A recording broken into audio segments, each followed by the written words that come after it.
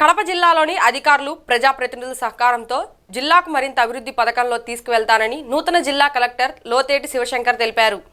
జిల్లా కలెక్టర్గా బాధ్యతలు స్వీకరించిన అనంతరం మీడియాతో మాట్లాడారు.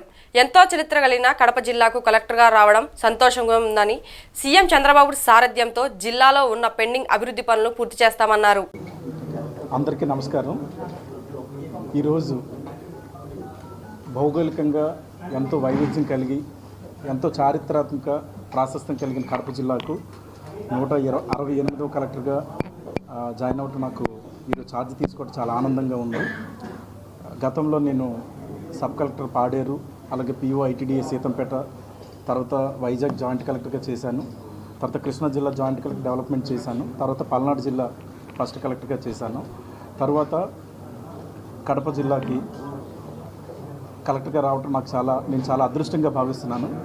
నాకు ఈ అవకాశం ఇచ్చిన గౌరవ ముఖ్యమంత్రి వర్యులు శ్రీ నారా చంద్రబాబు నాయుడు గారికి, అలాగే చీఫ్ సెక్రటరీ నీరవ్ కుమార్ ప్రసాద్ గారికి, సీఎం ప్రిన్సిపల్ సెక్రటరీ రవిచంద్ర సార్కి నేను ప్రత్యేకంగా ధన్యవాదాలు తెలుపుకుంటున్నాను. అన్ని విషయాల్లో కూడా ముందు జిల్లాను సమగ్రంగా అర్థం చేసుకొని సాధ్యమైనంత వరకు ప్రతి పారామీటర్లో కూడా కడప జిల్లాని ముందంజలు ఉంచడానికి నేను సాయశక్తులుగా మా టీంతో జాయింట్ కలెక్టర్ గారు కానీ, మున్సిపల్ కమిషనర్, డిఆర్ఓ, ఇలా ప్రతి డిపార్ట్మెంట్ హెడ్స్ ఉంటారు, డిస్ట్రిక్ట్ హెడ్స్, వీళ్ళందరితో కూడా సమన్వయం చేసుకొని కడప జిల్లాని సాధ్యమైనంత వరకు ముందంజలు ఉంచడానికి నేను ప్రయత్నిస్తాను. Thank you.